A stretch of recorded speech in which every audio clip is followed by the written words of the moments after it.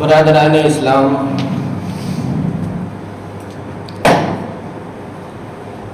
اللہ جل شانہ کی طرف سے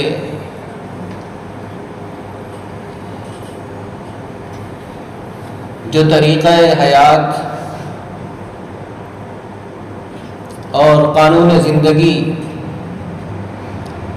دین اسلام کی شکل میں ہمیں عطا کیا گیا ہے،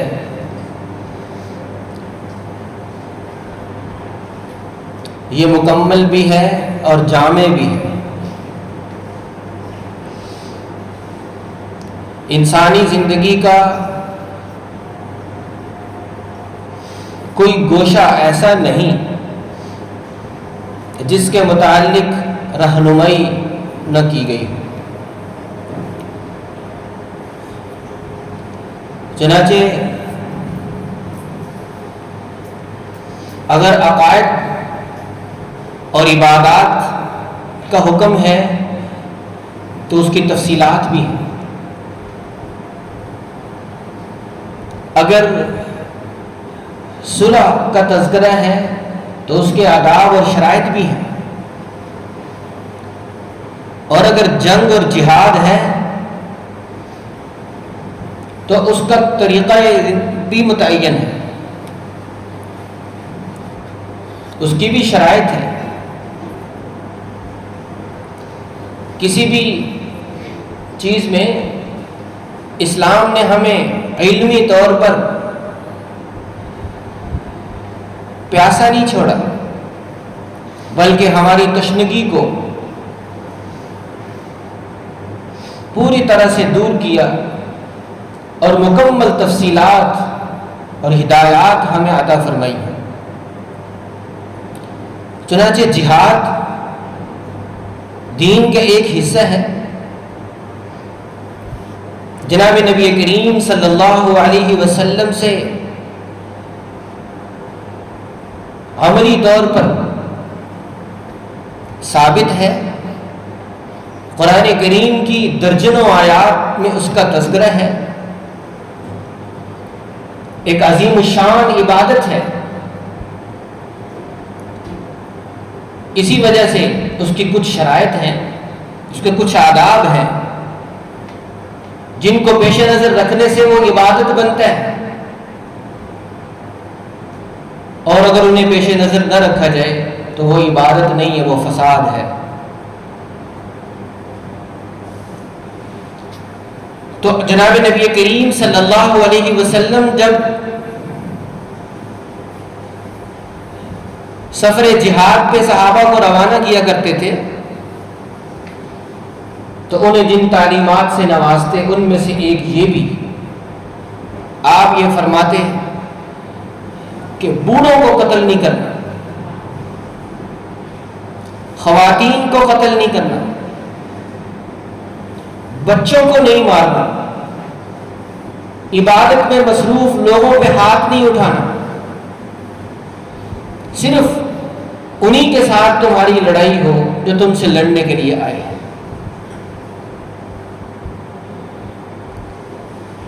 چنانچہ اس پر حضرات صحابہ کرام رضی اللہ عنہم اجمعین نے بھی عمل کیا، اور جب تک اسلامی حکومتیں قائم رہیں حتی الامکان کوشش کی گئی کہ کم سے کم خون بہے، مزاحمت کم سے کم ہو، اور انسانوں کی جانوں کا تحفظ کیا جائے۔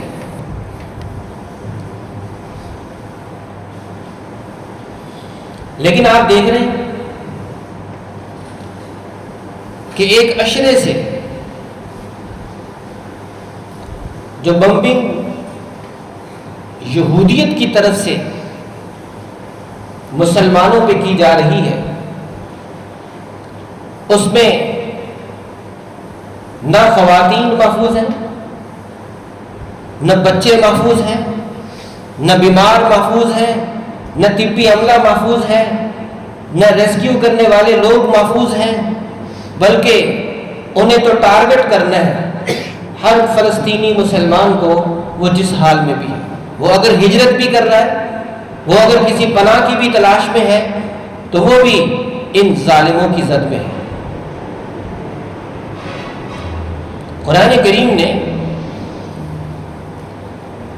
یہودیوں کا تذکرہ جو کیا بڑے واضح الفاظ میں کہ ان کا کام یہ تھا کہ اللہ کی طرف سے تشریف لانے والے انبیاء کرام علیہم الصلاۃ والسلام کو بھی نہیں چھوڑتے تھے، ان کی مخالفت کرتے تھے اور سینہ تان کے کرتے تھے، ان کے راستے میں رکاوٹیں کھڑے کرتے تھے اور قتل بھی کر دیتے تھے، قتل سے دریغ نہیں کرتے تھے۔ چنانچہ ایک جگہ پہ قرآن کریم میں آتا ہے سورہ آل عمران میں کہ ان الذین یکفرون بآیات اللہ ویقتلون النبیین بغیر حق ویقتلون الذین یأمرون بالقسط من الناس فبشرهم بعذاب علیم۔ اس آیت کی تفسیر میں علامہ جلال الدین سیوطی رحمۃ اللہ علیہ نے حدیث نقل کی ہے کہ یہودیوں نے ایک دن میں 43 انبیاء کرام علیہم الصلاۃ والسلام کو شہید کیا ایک دن میں۔ اور جب انبیاء کے دفاع کے لیے ان کے صحابہ ان پر ایمان لانے والے کھڑے ہوئے مزاحمت کرتے ہوئے تو ان میں سے بھی 70 افراد کو اسی دن میں شہید کیا۔ اہل حق کا خون بہانا یہ یہود کا پرانا وتیرہ ہے۔ اسی وجہ سے اللہ جل شانہ نے قرآن کریم میں فرمایا کہ ذلت کا ان پر ٹھپا لگا دیا گیا ہے، قیامت تک یہ ذلیل رہیں گے۔ خود جناب نبی کریم صلی اللہ علیہ وسلم کی مخالفت کرنے والے یہی لوگ تھے۔ جتنی جنگیں مشرکین مکہ کی طرف سے ہوئی ہیں ان کو اکسانے والے، ان کو ابھارنے والے اسلام اور مسلمانوں کے خلاف بلکہ پیغمبر اسلام کے خلاف یہی یہودی تھے۔ معاہدہ شکنی کرنے والے یہی یہودی تھے۔ آپ صلی اللہ علیہ وسلم کو زہر دینے والے یہ یہودی تھے۔ آپ کو دیوار کے ساتھ بٹھا کر اوپر سے بھاری پتھر گرا کے قتل کرنے کا منصوبہ بنانے والے یہ یہودی تھے۔ ایک مسلمان کے خون کے اس قدر متلاشی اور پیاسے رہتے تھے کہ اگر خیبر کے میں ایک بچی جب ان کے ہاتھ میں آئی تو ان ظالموں نے ایک پتھر پہ اس کا سر رکھا اور اوپر سے دوسرا پتھر مار کے اس کا سر کچل دیا۔ جب اسے پکڑا گیا تو اس میں کچھ رمق حیات باقی تھی تو علاقے کے لوگوں کو اکٹھا کیا گیا اس کے سامنے کہ تجھے اس نے مارا، اس نے مارا، اس نے مارا۔ جب وہ یہودی سامنے سے آیا تو اس نے اشارے سے بتایا اس نے مجھے مارا ہے، چنانچہ اسے پھر سزا دی گئی۔ تو ان کا تو کام یہ ہے کہ جب انبیاء کرام علیہ السلام ان کی زد سے محفوظ نہیں رہے تو انبیاء کے متبعین اور پیروکار کیسے محفوظ رہ سکتے ہیں؟ جس قدر مذہبی تعصب یہودیت میں ہے کسی اور میں نہیں ہے۔ چنانچہ ہر مذہب اپنی تبلیغ کرتا ہے، لوگ اس میں داخل ہوتے ہیں۔ آپ کو معلوم ہونا چاہیے کہ کوئی نیا آدمی یہودیت میں شامل نہیں ہو سکتا، بس جو خاندانی یہودی ہے بس وہی آگے چلے گا۔ اور اگر کوئی اپنی وفاداری کا انتہا درجے کا ثبوت دیتے ہوئے یہودیت میں شامل ہونا بھی چاہے تو جو حقوق اور جو احترام ایک نسلی یہودی کو حاصل ہے وہ ایک نئے یہودی کو حاصل نہیں ہوں گے۔ ان کی تنگ نظری کا اندازہ آپ اس بات سے لگائیں۔ قرآن کریم نے 20 آیات میں ان کی خواستوں کا تذکرہ کیا ہے تاکہ امت مسلمہ جان لے اور پھر محفوظ رہے۔ تو خیر مسجد اقصی بیت المقدس پر یہ لوگ حملہ آور ہیں۔ ہر زمانے میں جب سے مسلمانوں نے مسجد اقصی کو فتح کیا تب سے مسلمان مسجد اقصی پہ فدا رہے۔ چنانچہ 1099 میں جب عیسائی حملہ آور ہوئے، قاضی ابو بکر بن عربی رحمۃ اللہ علیہ نے اپنی کتاب سراج المنیرین میں لکھا ہے کہ اس وقت جو مسلمان مسجد اقصی کے دفاع کے لیے میدان میں اترے، وہ اپنی جگہ پر 1000 خواتین وہ عیسائیوں کے مقابلے میں آئی مسجد اقصی کے تحفظ کے لیے، مسلمان خواتین۔ یہ وہ تھیں جو مسجد اقصی میں عبادت کے اندر مصروف تھی۔ انہوں نے مقابلہ کیا عیسائی حملہ آوروں سے، اور وہ 1000 خواتین نے جام شہادت نوش کیا مسجد اقصی کے تحفظ میں۔ 3000 علماء، صلحاء، زاہدین اور عابدین جو لوگ مسجد اقصی میں معتکف تھے، عبادت میں مصروف تھے، اس کو آباد کرنے والے تھے، وہ میدان میں اترے اور ایک ایک کر کے سب نے جام شہادت نوش کیا مسجد اقصی کے تحفظ اور دفاع کے لیے۔ خود انگریزی مورخین کے مطابق 70,000 مسلمان اس دن شہید کیے گئے جب وہ مسجد اقصی پہ حملہ آور ہوئے تھے 1099 میں۔ مسلمان بادشاہوں نے جب تک ان کا اس پہ تصرف رہا، تسلط رہا، اس کے ساتھ انتہا درجے کی محبت، وارحانہ لگاؤ کا اظہار کیا مسجد اقصی کے ساتھ۔ چنانچہ عبد الملک بن مروان نے عالم اسلام سے ماہر انجینئر اکٹھے کیے، اور وہ مقدس چٹان جس کے پاس آپ صلی اللہ علیہ وسلم نے معراج کی رات اپنی سواری کو باندھا تھا، اس کے اوپر قبہ تعمیر کرنے کے لیے ڈیزائن بنایا گیا، اور مسجد اقصی کو مزین کرنے کے لیے جو قندیلیں لٹکائی گئیں وہ سونے اور چاندی کی۔ مورخین نے لکھا ہے کہ 1099 میں جب عیسائی حملہ آور ہوئے تو انہوں نے 45 قندیلیں چاندی کی اور 25 سونے کی قندیلیں مسجد اقصی سے چرائی۔ تو آپ اندازہ کریں کہ کس قدر تعلق تھا کہ سونا اور چاندی قربان کیا جاتا تھا مسجد اقصی پر۔ اور یہ 1 صدی قبل تک، یعنی 20ویں صدی تک، جب تک صہیونیوں کا اس پہ قبضہ نہیں تھا، عالم اسلام کی سب سے بڑی جامع مسجد یہ مسجد اقصی تھی، جو 144,000 مربع میٹر پر مشتمل ہے۔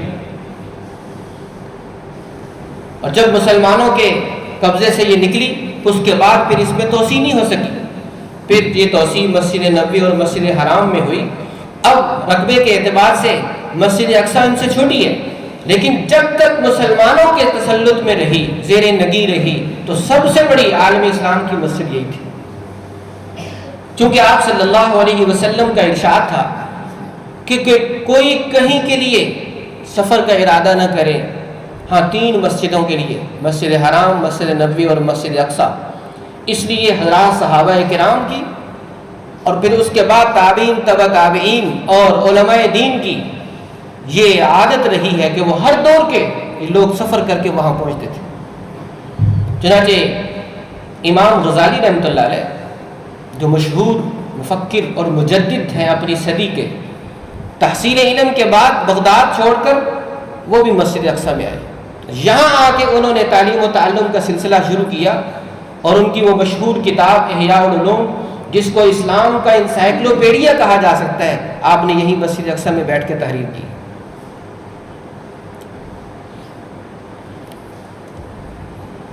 حدیث میں آتا ہے، آپ نے ارشاد فرمایا کہ جو مسجد اقصی سے احرام باندھ کے حج کے لیے آئے گا، اللہ جل شانہ اس کے اگلے اور پچھلے سارے گناہوں کو معاف کر دیں گے۔ اور دوسری روایت میں ہے کہ جو مسجد اقصی سے احرام باندھ کے حج کو چلے گا، اس کے لیے جنت واجب ہو جائے گی۔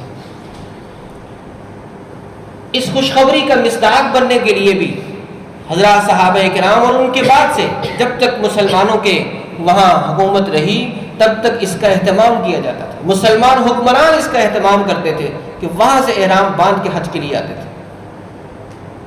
تو مسجد اقصی ہمارا تاریخی ورثہ بھی ہے اور ہمارا مذہبی ورثہ بھی ہے،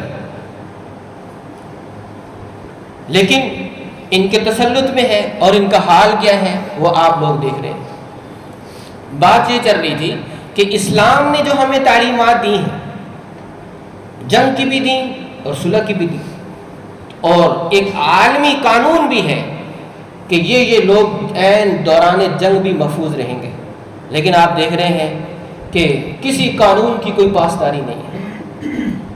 ان کی تنگ نظری تو یہ ہے، اور اسلام کی وسعت ظرفی یہ ہے کہ اگر کہیں مسلمان حکومت قائم ہو تو اس پہ ہر کافر کو آزادی اور پورے وہ حقوق حاصل ہیں جو ایک مسلمان کو حاصل ہوتے ہیں، چاہے وہ یہودی ہو، چاہے وہ عیسائی ہو، چاہے وہ ہندو ہو، وہ کوئی بھی ہو۔ اگر وہ مسلمان ریاست میں پرامن طریقے سے رہے تو اس کی جان، مال اور آبرو کی اسی طریقے سے حفاظت اسلامی حکومت کی ذمہ داری ہے جیسے ایک مسلمان کے ان چیزوں کی حفاظت اس کی ذمہ داری ہے۔ پیغمبر اسلام صلی اللہ علیہ وسلم کا ارشاد ہے کہ جس نے اسلامی ریاست میں بسنے والے کسی پرامن کافر کو ناحق طور پہ قتل کیا تو فرمایا کہ وہ جنت کی خوشبو بھی نہیں پائے گا۔ اتنی سخت وعید ہے کہ ایک پرامن کافر پہ حملہ کرنا، لیکن یہاں پرامن خواتین اور بچوں کو کیسے بمبنگ کا نشانہ بنایا جا رہا ہے وہ ساری دنیا دیکھ رہی ہے۔ اور اسلامی ریاست میں ایک کافر اگر مسلمان کی زمین خریدنا چاہے تو اس کی بھی اجازت ہے۔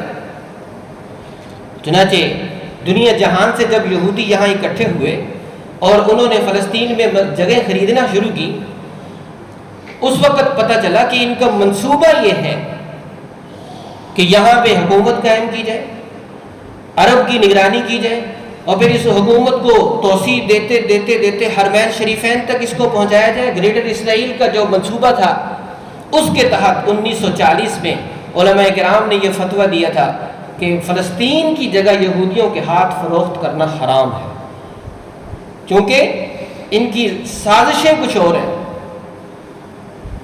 شروع میں تو کچھ زمینیں خریدی اور پھر غاصبانہ اور جابرانہ طور پر قبضہ کرتے کرتے نوبت اب یہاں تک پہنچی ہوئی تھی کہ وہ کسی بھی جدی پشتی فلسطینی بس مسلمان جو وہاں بسنے والے ہیں اس کے دروازے پہ دستک دے کے کہتے کہ یہ ایک دن میں مکان خالی کر دیں ورنہ برے انجام کے لیے تیار ہو جائیں۔ چنانچہ مسلمان خالی کر دیتے تھے، اور جو نہیں کرتا تھا اس کو عمر بھر کے لیے جیل میں ڈالا جاتا تھا یا اس کو قتل کر دیا جاتا۔ یہ اس طریقے سے انہوں نے یہاں اپنی حکومت قائم کی ظالمانہ طور پر۔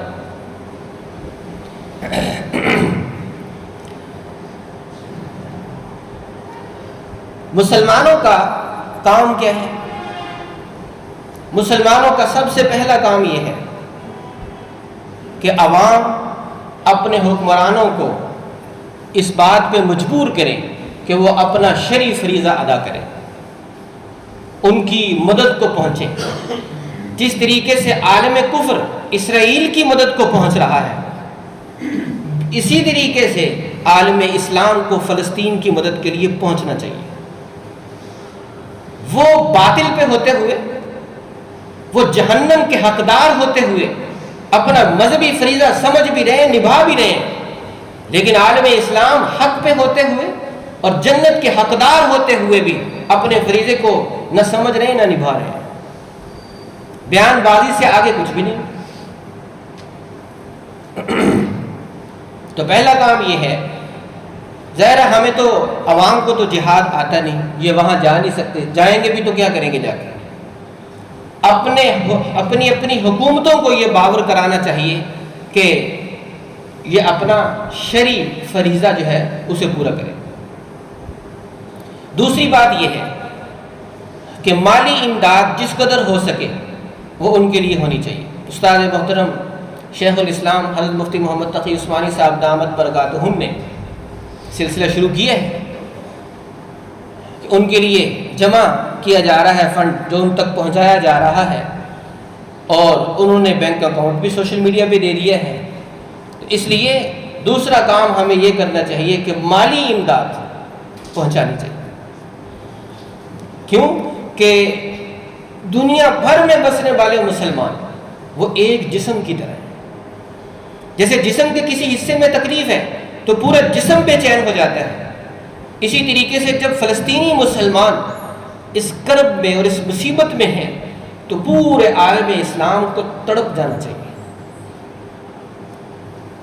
فرمایا کہ المسلمون کرجل واحد ان اشتکا عینہ اشتکا کلو، ان اشتکا رأسہ اشتکا کلو، کہ سارے مسلمان ایک دھڑ کی مانند ہیں، اگر آنکھ میں تکلیف ہے تو پورا جسم بے چین ہوتا ہے، سر میں تکلیف ہے تو پورا جسم بے چین ہوتا ہے۔ یہ مثال دے کر آپ نے فرمایا کہ اسلام کا کلمہ پڑھنے والے، اسلام کا نام لینے والے ایک دوسرے کے ساتھ ایسے وابستہ ہوتے ہیں جیسے جسم کے اعضاء ایک دوسرے سے وابستہ ہوتے ہیں، جیسے ایک حیات کا تعلق اعضاء کا ایک دوسرے کے ساتھ ہے، بالکل اسی طریقے سے عالم اسلام میں بسنے والے ایک ایک مسلمان کا دوسرے کے ساتھ اسی طرح کا تعلق ہے، ایک حیات کا تعلق ہے۔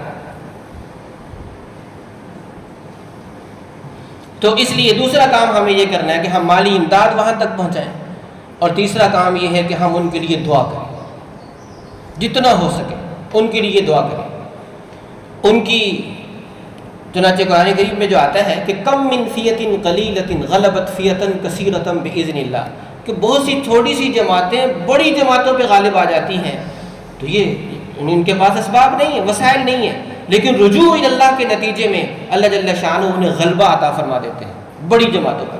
تو تیسرا کام ہمیں یہ کرنا ہے کہ ہم ان کے حق میں دعائیں کریں۔ کوئی جب بھی ہم دعا کے لیے ہاتھ اٹھائیں تو کوئی دعا ہماری خالی نہ جائے، جس میں ہم ان کے لیے، فلسطینیوں کے لیے دعا کریں، ان کی غیبی مدد کے لیے دعا کریں، ان پہ جو حملہ آور ہے ان کے خلاف بددعائیں کریں۔ اور یہ سنت ہے جناب نبی کریم صلی اللہ علیہ وسلم کی کہ آپ دعائیں کیا کرتے تھے جب کچھ اور بس میں نہیں ہوتا تھا، تو اس لیے تیسرا کام ہمیں یہ کرنا ہے، دعا ہے کہ اللہ جل شانہ ہماری دعاؤں کو قبول فرمائے۔ وآخر دعوانا الحمدللہ۔